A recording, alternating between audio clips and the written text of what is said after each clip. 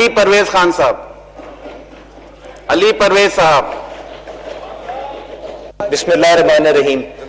بہت شکریہ چیئرمین صاحب۔ میرے بڑے بھائی نور عالم خان صاحب نے جس طرح بات کا آغاز اس مذمت سے کیا، جو مناظر ہم نے یہاں پہ 4-5 دن پہلے بلکہ پچھلے ہفتے دیکھے، میں بھی اس کے اوپر اپنا افسوس کا اظہار کرنا چاہوں گا۔ جی ٹھیک ہے افتاب بھائی، آپ کی باری پہ پڑھ لیں چلیں۔ اچھا، یہ جو اس قسم کا رویہ سر جو جس سائڈ سے بھی آیا، بلکہ جو یہاں پہ لیڈر آف دی اپوزیشن کے اوپر حملہ بھی ہوا، آپ نے دیکھا کتابیں ان کے پاس آ کے گریں، یہ جو بھی رویہ تھا اس سے یقیناً اس ایوان کا جو وقار ہے وہ گھٹا ہے۔ یہاں پہ آفتاب بھائی یقیناً اپنی باری پہ فاتحہ بھی کرا لیں گے کیونکہ ان کو افسوس میرے سے کچھ زیادہ ہوا ہے، پر میں تو اس افسوس کا اظہار کر سکتا ہوں۔ اس کے علاوہ سر آپ کے عہدے کے ساتھ چھوٹا سا ایک گلہ، جو ہمارے ڈیٹینڈ یہاں پہ جو کولیگز ہیں اس میں ہمارے پارٹی کے پارلیمانی لیڈر خواجہ آصف صاحب ہیں، پیپلز پارٹی کے خورشید شاہ صاحب ہیں، علی وزیر صاحب ہیں، ان کے جو علاقے ہیں ان کی نمائندگی کا حق اس کو یہاں سے محروم کیا گیا ہے۔ کیا اچھا ہوتا کہ آپ اپنی اس طاقت کا ایکسرسائز کرتے ہوئے ان کو بھی یہاں پہ موقع دیتے کہ وہ آ کے اپنے خیالات کو بیان کر سکتے۔ چلیں جی سر۔ اچھا سر، یقیناً یہ جو سال اختتام، نو کراس ٹاک، آپس میں بات نہیں کر رہے ہیں، اور جو آپ بول رہے ہیں اگر بولتے رہیں تو اچھا، ورنہ آپ کا ٹائم مائنس ہوتا رہے گا۔ علی پرویز جی وہ آپ سے گزارش کر کے تھوڑا بڑھوا لیں گے سر۔ سر گزارش اس طرح سے سر، اس میں کوئی شک نہیں ہے، یہ جو سال اختتام ہونے کو جا رہا ہے اس کے اندر ہم کرونا کی وبا سے لڑ رہے تھے، اور اس کے اندر ہمیں سب سے پہلے جو خراج تحسین پیش کرنا چاہیے وہ ان فرنٹ لائن واریئرز کو کرنا چاہیے جو ہمارے doctor, nurses, paramedic staff, police کے لوگ جو لمیٹڈ سہولیات کے ساتھ اس وبا کے ساتھ لڑتے رہے۔ پر جس چیز کا جی اچھا ضرور لے لیں، فوج نے بالکل اس کی مدد کی، اس میں کوئی شک نہیں ہے۔ آپ کمنٹس نہیں کر رہے ہیں، ممبر کو ڈسٹرب نہ کریں، وہ اپنی تقریر مکمل کر لیں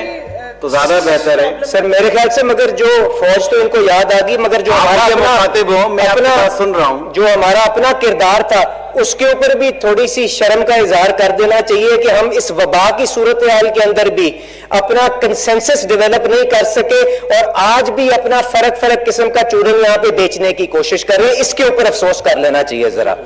دیکھیں، اور اس کا موازنہ کر لیں، جب آرمی پبلک سکول کا ثانیہ ہوا تھا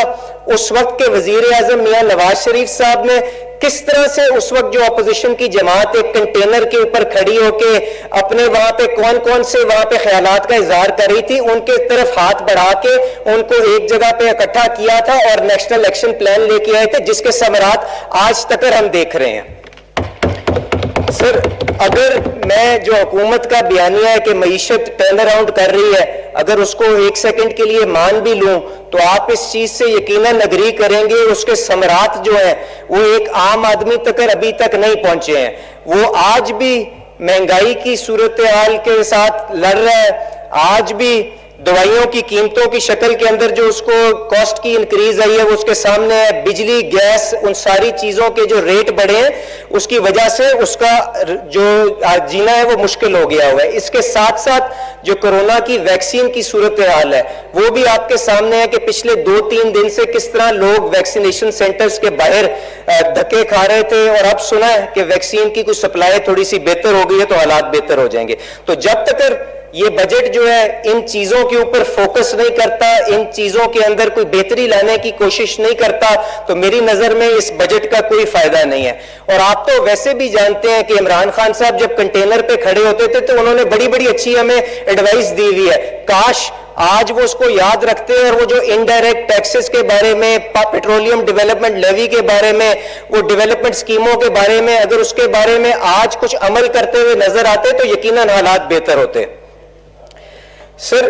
جو بجٹ کا جو ڈاکیومنٹ یہاں پہ پیش کیا گیا ہے، پہلے تو سب سے پہلے اس کی سینکٹیٹی کو میں تھوڑا سا چیلنج کرنا چاہوں گا۔ میری نظر میں وہ تو آلریڈی کمپرومائز ہو چکی ہوئی ہے۔ آپ جانتے ہیں جن سے ہم نے 500 ارب روپے لے کے اس سال کا خسارہ پورا کرنا ہے, انہوں نے جو پروگرام تھا, جو IMF سے ہمارا لون کا پروگرام تھا, وہ آلریڈی سسپینڈ کر دیا ہوا ہے ٹیکنیکلی. جو قسط اس مہینے کے اندر $1 بلین کی ہمیں ملنی تھی, اب وہ سپتمبر کے اندر لے کے چلے گئے ہوئے ہیں. تو اس بجٹ کی سینکٹیٹی ایک تو اس چیز کے تھرو کوشچن ہوتی ہے, دوسری چیز یہ کہ جو یہاں پہ انہوں نے کہا کہ ہم خسارہ, جو فائنانس منسٹر صاحب نے کہا کہ اپنا خسارہ 570 ارب ہم جب صوبوں سے سرپلس آئے گا اس سے پورا کریں گے, تو میں گزارش یہ کروں گا ان چاروں صوبائی اسمبلیوں نے اپنے بجٹ پاس کر دیے ہیں, انہوں نے جو وہاں پہ اپنے بجٹ کے اندر سرپلسز دیے ہیں وہ مشکل سے 50-60 ارب بنتے ہیں. تو 50 یہ تقریباً 500 ارب کا جو ہول ہے وہ وہاں سے آپ کا پروونشل سرپلس کے اندر سے بھی آ جائے گا. اس کے بعد آپ نے 250 ارب روپے پرائیویٹائزیشن کی مد میں ڈالے ہوئے ہیں. جو سال اختتام ہونے کو جا رہے ہیں اس کے اندر 0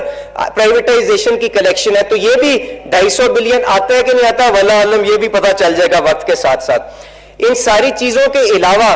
جو چیئرمین صاحب FBR کا جو 24% ریونیو انکریز کا ٹارگٹ رکھا ہے, میں تو دعا گو کہ اس کو ہم پورا کر لیں, پر فائنانس منسٹر صاحب نے یہاں پہ اسمبلی کے فلور کے اوپر خود ہی بتایا کہ جو 100 ارب روپے کا تقریباً ٹیکس انہوں نے FED کی شکل کے اندر جو موبائل کالوں کے اوپر, موبائل SMS کے اوپر, وہ ڈیٹا کے اوپر لگایا تھا, وہ انہوں نے وڈرا کر لیا ہوا ہے. تو ان ساری چیزوں کو جب آپ ایڈ کرتے ہیں تو جو بجٹ کے اندر 3500-3600 ارب کا خسارہ لکھا ہوا ہے, یہ بڑھ کے 4,500-5,000 ارب کو ٹچ کرے گا, جس کا نتیجہ یہ نکلے گا کہ یا تو ہم آگے جس طرح وقت گزرے گا منی بجٹس کو اپنے اوپر گرتا ہوا دیکھیں گے, یا پھر ہمیں اپنے نیشنل سیکیورٹی کے اوپر کمپرومائز کرنا پڑے گا. جو افغانستان کے اندر صورتحال ہے وہ کسی سے ڈکی چھپی نہیں ہے کہ امریکہ وہاں سے جب نکلے گا تو اس کو بیسس کے لیے کس طرح سے وہ اور ملکوں کے اوپر پریشر ایگزرٹ کرے گا, تو ہمیں جو ہماری سیکیورٹی ہے وہ بھی اس نالائکی کی وجہ سے کمپرومائز ہوگی.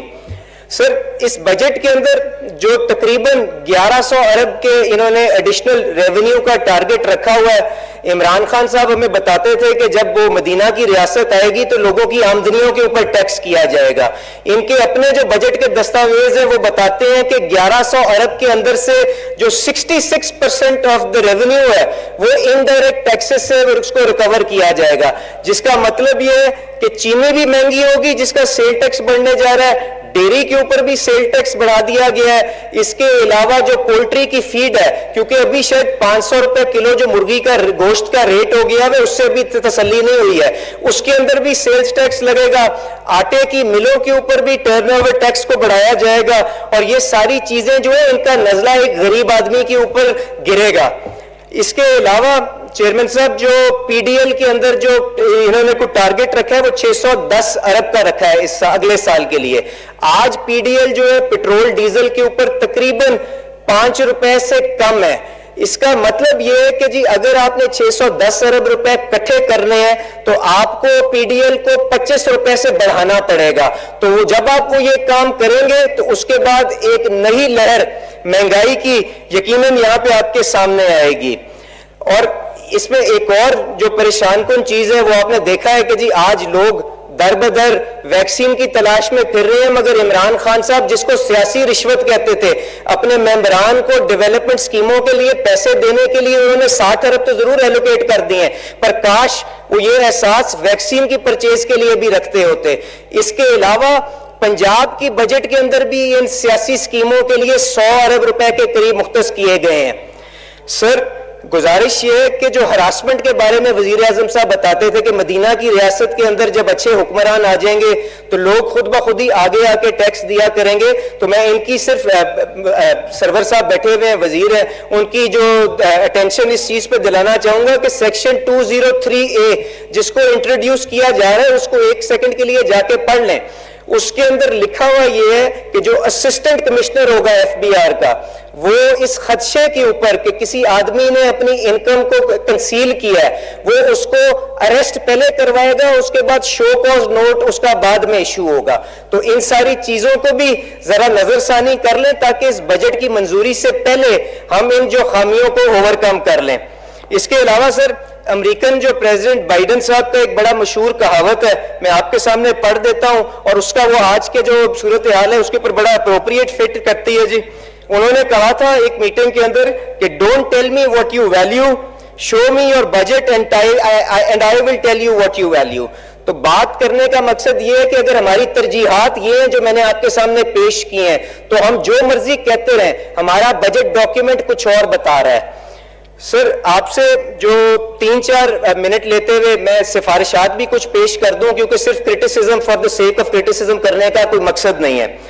آج جو سب سے بڑا چیلنج ہمارے سامنے ہے وہ کرونا کی شکل کے اندر ہے. وزیر اعظم صاحب نے اور اس حکومت نے 7 کروڑ لوگوں کو ویکسینیٹ کرنے کا ٹارگٹ اپنے لیے طے کیا ہوا ہے. میری گزارش یہ ہوگی, میرے حلقے کے اندر شہباز شریف صاحب نے ایک کوٹ خواجہ سعید ہسپتال بنایا تھا, وہ آج بھی ویکسین سے ڈرائی پڑا ہوا ہے. وہاں پہ لوگ جن کی دوسری ڈوزیں ڈیو ہو گئی ہیں ان کو بھی ویکسین وہاں پہ نہیں لگ رہی. تو گزارش یہ ہے کہ کائنڈلی اس پروگرام کو بھی پرائیورٹی پہ فنڈ کر دیں تاکہ لوگوں کو ویکسینز جو ہیں وہ مہیا ہو سکیں.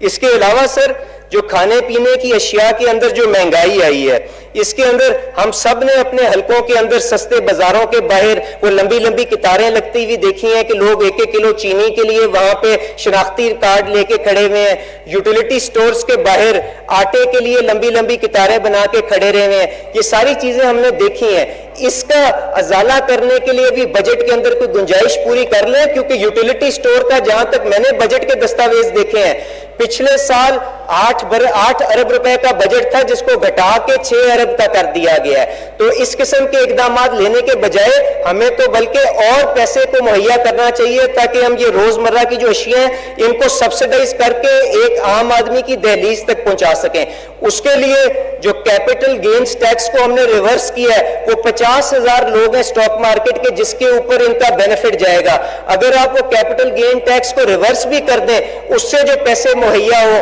یا چھوٹا موٹا اگر کوئی ایف ای ڈی بھی اسٹاک مارکیٹ کی اسٹاک ٹریڈنگ کے اوپر لگا دیں, تو آپ کے پاس اتنے پیسے اکٹھے ہو جائیں گے کہ آپ ان سے جا کے اس قسم کا سبسڈی پروگرام چلا سکتے ہیں. تو اس کے اوپر بھی نظر ثانی ڈال لیجئے گا. اور اس کے ساتھ چیئرمین صاحب, جو عمران خان صاحب ہمیں بتاتے تھے کہ جی انڈائریکٹ ٹیکسیشن سے ہمیں ڈائریکٹ ٹیکسیشن کی طرف جانا ہے, اس کا بھی اس بجٹ کے اندر کوئی اگلے 2 سال کے اندر 3 سال کے اندر ہم نے اس کو کس طرح سے کریکٹ کرنا ہے, اس کا کوئی بھی روڈ میپ بتا دیں.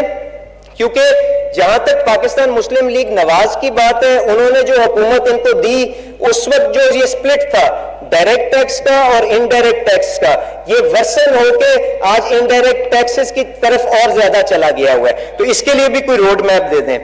ایک اور چیز جس کے اوپر پاکستان کو کام کرنے کی ضرورت ہے جی,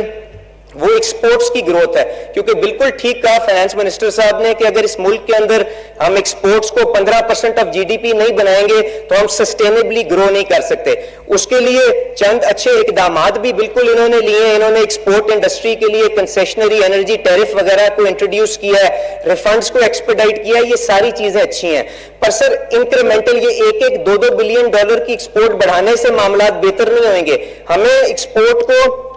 25 بلین ڈالر سے اٹھا کے 30-40 بلین ڈالر کے اوپر لے کے جانا ہے. اس کے لیے جب تک یہ کوئی ویزیبلٹی اپنی جو پالیسی کے اندر نہیں دیں گے میڈیم ٹرم کے لیے, تو لوگ انویسٹمنٹ نہیں کریں گے. تو میری جو سجیشن ہے وہ یہ ہے کہ جو ٹیکسٹائل پالیسی ہے وہ پچھلے چند مہینوں سے کیبنٹ کے اندر پڑی ہوئی ہے, اگر اس کو بھی یہ اپروو کر دیں اور اسی طرح کی پالیسیز جو آپ کو فریم ورک اگلے چند سالوں کے لیے لیدر انڈسٹری کے لیے دے دیں, رائس انڈسٹری کے لیے دے دیں, تو اس سے بہت فائدہ ہوگا. سر ایک اور چیز جو اس میں ہے کہ حکومت فرق ٹائمز کے اوپر ریبیٹس دیتی ہے, تو میری گزارش صرف یہ ہوگی ان ریبیٹس کو صرف اس چیز کے ساتھ لنک کر دیں کہ اگر ایکسپورٹر لوکل مٹیریل استعمال کرتا ہے تو یہ پیسہ آپ کا ایک انجن بن جائے گا پوری کی پوری چین کو چلانے کے لیے. یہ پیسہ گھما کے ہمارے کسی دوسرے ملک کے سپلائر کے پاس نہیں جائے گا. تو اس کے اوپر بھی ایک نظر ثانی کر لیجئے گا. سر انویسٹمنٹ کو بڑھانے کے لیے اس بجٹ کے اندر 17% سیل ٹیکس مشینری امپورٹ پہ لگا دیا گیا سر, جس کی کسی کی سمجھ سے بالی ہے, تو کائنڈلی اس کو بھی ذرا دوبارہ دیکھ لیجئے گا. سر زرعی ترقی کے اوپر وزیر اعظم صاحب نے بڑا ایمفسس ڈالا ہے, پر افسوس سے کہنا پڑتا ہے 12 ارب روپے صرف اس کے اندر ایلوکیٹ کیے ہیں. اگر ہماری جو ییلڈز کا گیپ ہے باقی کے ممالک چائنا امریکہ وغیرہ کے ساتھ آدھو آدھ کا فرق پڑ گیا ہوا ہے. اگر ہم ٹیکنالوجی کے اندر انویسٹ کریں اور اس ییلڈ کا کیچ اپ کر لیں تو یہ وہ گرین ریولوشن ہوگی جس کی آج کی حکومت بات کرتی ہوئی ہمیں نظر آتی ہے پر اس کے اوپر کوئی عملی کام کرتے ہوئے نظر نہیں آتی. تو سر اس کے اوپر بھی تھوڑا سا دھیان دے کے ییلڈز کے اوپر, کیونکہ آج ہمارا جو فوڈ امپورٹ بل ہے وہ تقریباً $8 بلین کا ہو گیا ہے, اس کے اندر کاٹن کی $2 بلین کی اور امپورٹ ڈال دیں تو ہماری بیلنس آف پیمنٹ کے اوپر تقریباً $10-11 بلین کا ایڈیشنل لوڈ یہ آیا ہے. تو اس کو جی سر میں کر رہا ہوں سر تو اس کے اوپر بھی تھوڑا سا کام کر لیں. کاٹن فیل ہوئی ہے, اس کے باوجود حکومت نے 17% کا سیل ٹیکس کاٹن کے اوپر لگا دیا ہے, بنولے کے اوپر لگا دیا ہے, جو سمجھ سے باہر ہے.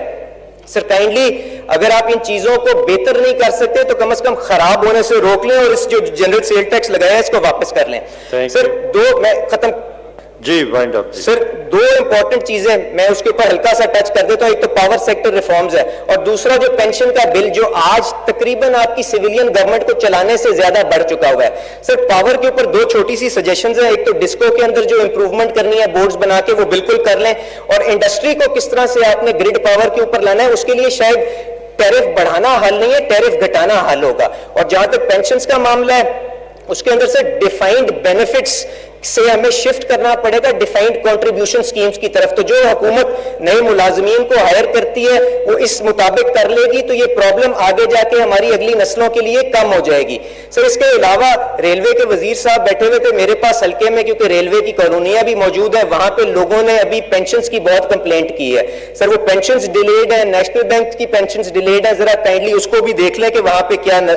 معاملات ہیں. سر آخر میں یقیناً ہم سب چاہتے ہیں جو اس ایوان کے اندر بیٹھے ہیں کہ پاکستان کی ترقی ہو, پر اس کے لیے ہمیں تھوڑے سے اپنے دل اور ظرف کو بڑا کرنا ہوگا. اپنی جو سارے کا سارا دھیان اپنے مخالفین کو ٹارگٹ کرنا کہ میاں نواز شریف نے کیا کیا, میاں شہباز شریف نے کیا کیا, مریم نواز کیا کر رہی ہے, حمزہ شہباز کو کتنی دیر رکھنا ہے جیل کے اندر, اس سے معاملات حل نہیں ہوگی. گزارش یہ دل بڑا کر کے جو اس ملک کے بنیادی اصلاحات کی ضرورت ہے اس کے اوپر کام کریں. یقیناً اس جو سارے لوگ اس ایوان کے اندر بیٹھے ہیں اس کے اندر اپنا ہاتھ بٹائیں گے. تو یہ اختتام میں آپ کو ایک دفعہ پھر چیئرمین صاحب شکریہ ادا کرتے ہوئے پاکستان زندہ باد.